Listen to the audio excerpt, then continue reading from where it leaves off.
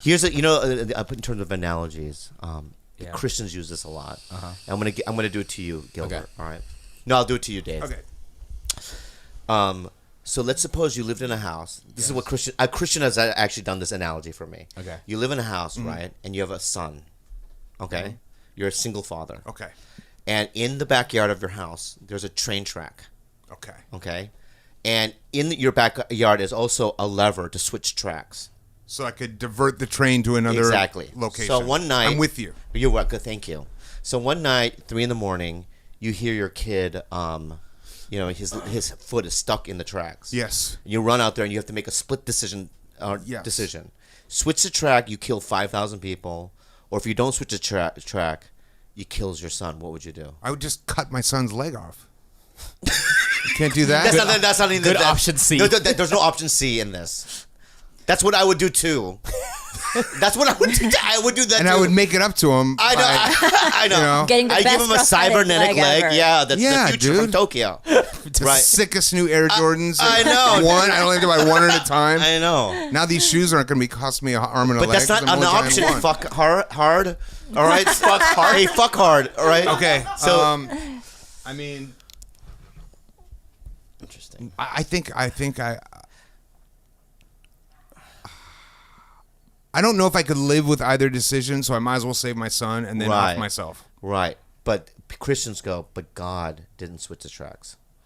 No. That's what they say. They sacrificed his own son? He sacrificed his own son. Let me tell Isn't you. that what Abraham did? Let me tell you the thing about Christianity and God and why do bad things happen and blah blah blah. God, it's in the fucking Bible. We have free will. Boom. That's the reason. Yeah. The reason we have pain and anxiety and stress and sadness is to have some sort of baseline contrast so we can learn to experience joy. Wow. Let me teach you this right now. Dave Navarro philosophy. Well, the source of all suffering, emotional suffering is self-centric thinking. So you can blame it all on God, but the fact of the matter is he gave you free will to make the choice on the switch. So you can't run to I need a decision out of you now in light of this new information. The pressure's on. Good. God gave you free will. Yeah. I think I would have to save my son. Yeah, I know, right? Yeah. Because I'm quite certain that my son would go on to do much greater things than any of those 5,000 people. Yeah. I can't comprehend loving someone that much and then watching them, having the option to save them and not saving them. Well, I mean, look at your sister. I cannot comprehend not saving her. I Yeah, would kill exactly. 5,000 people for her. What and happened to your that sounds sister? horrible. Nothing. No, I'm just saying that if it was her sister, she would not. She would switch the tracks. My brother Steve, I would switch the tracks. That's what I'm saying. I love my brother so much. There's no way I could. However, I do think she would really, really hate me for the rest of my life if she knew 5,000 people But you have a died on her split second, behalf. though. You have a split second. She would have been decide. like, "Why did you do it, Kalila? That was the wrong decision." I think she would kill herself, knowing that. Oh well, I mean, no, it's like because she's such a compassionate person, and Thanks she for having me down, Bob. This is a great show.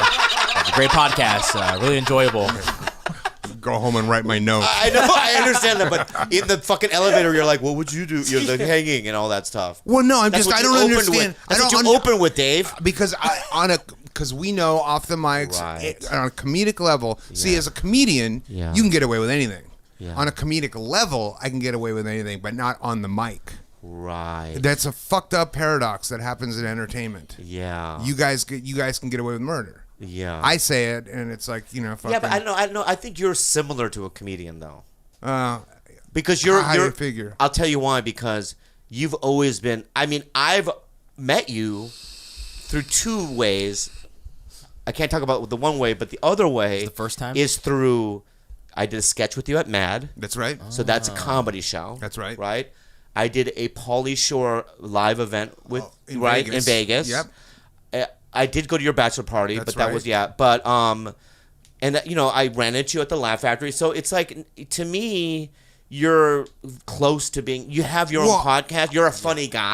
I have my foot in that world, and I appreciate it and love it, and Yeah. it's brought so much joy to my life. But if I have to be a little bit more careful because, I don't have he's an artist. He's Right. not a comedian, Right. But the fact is, in the elevator, I can say whatever I want. The mics are not hot. Yeah. But we were talking about just the different ways of suicide because there are like suggested sites of like different ways to do it and what's the most effective and what's the most painful. Yeah. Apparently, What's the most painful? lighting a room on fire with yourself in it is not recommended. It doesn't sound like it. That doesn't sound like They don't suggest that as the number one choice. I would never even think of that. I wouldn't either. But Yeah. jumping sounds terrible to me. To me, is the drugs because I'm a drug addict. Yeah. I'm a recovering drug addict. Right, So, so why when- not do the thing I love doing? That's what I'm saying. Right. That's what I'm saying. What drugs though? Oh, it would be heroin, coke, and hookers for as long Right. for as long as I could go. Right. And then but I'd be you've out. done that and it didn't work. But I would that back when I tried that before. My intention wasn't to die. Right. Are you talking about this last time? I don't know. I don't know when your times were when you were trying to kill yourself. The most recent was last night. Oh my god. No, the most recent was like a year ago. Yeah. And then, but back in the days when it was like, who gives a fuck? I'm never gonna die. Yeah. And I tried that way, nothing was gonna kill me. Yeah. But you seem, I'll be honest with you, and this is, you seem really healthy right now. Yeah, I'm doing good. Yeah, I'm you doing seem good. like you're clean. Oh, yeah. You're present. For sure. Yeah. For sure. I feel, I just in my 50s. I turned 51, and I was like, you know what? It's time to like, fuck it. And just Yeah. go live out loud and be who you are and have fun and like say yes to shit that I normally would say no to. And, Yeah. You know what I mean? Just because I've wasted a lot of time.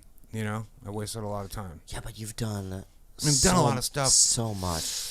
But I've been, some of it's been really rewarding. Some of it's been really miserable. You know what I mean? You know exactly what it is. Yeah, You know what I mean? yeah. You're doing what you love, but yet you're, by yourself in a fucking, the Renaissance in, Ohio. Right. Yeah.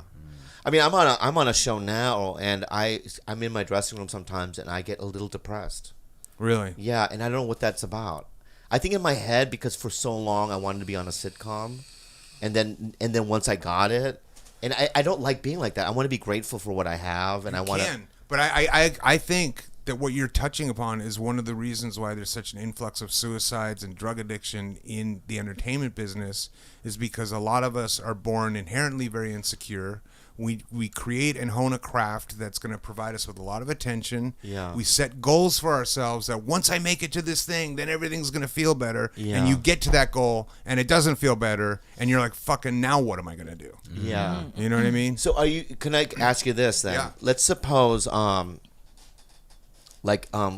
was one of the rock stars that died from STP? What's his name? Yeah, Scott Weiland. Scott. He killed himself, correct? I think that was an accident. That was an accident. Cornell, was that an accident? Cornell was suicide. It was a suicide. Yeah. Someone like Cornell, like if he hadn't been in Soundgarden, if he hadn't been in Audioslave, if he was still just kind of average, just a working musician, you think he would have not done that then? It's hard to say because I don't know anybody's medical history because there's multitudes of depression and some of them can be treated with SSRIs, some of them can't be, some of them are phobias. Everybody has a different thing. I don't know. I know in my case that it had to go to a spiritual, like I had to go to a spiritual route. You know what I mean? Like it's the only way out for me. Yeah. It's strange because I've had the same we've shared certain things that are similar, and I too, those are the only instances when I'm really truly happy is if I'm like out of myself and I'm really like actively going out of the and getting out of myself and helping others and doing what I need to be doing. I'll be honest with you, I haven't really been doing that for a year. Yeah. I've been lost. But I think you make up for it because we hoard rescue animals. And in Yeah. that way, He's like, You're yeah. still being of service in a lot of ways. in that way, we kind of can't even have a moment to think about ourselves because we have six animals to in this constantly place, feed and walk. And You have 6 animals here. Yeah. Wow. It's It's probably illegal, huh? I hate that.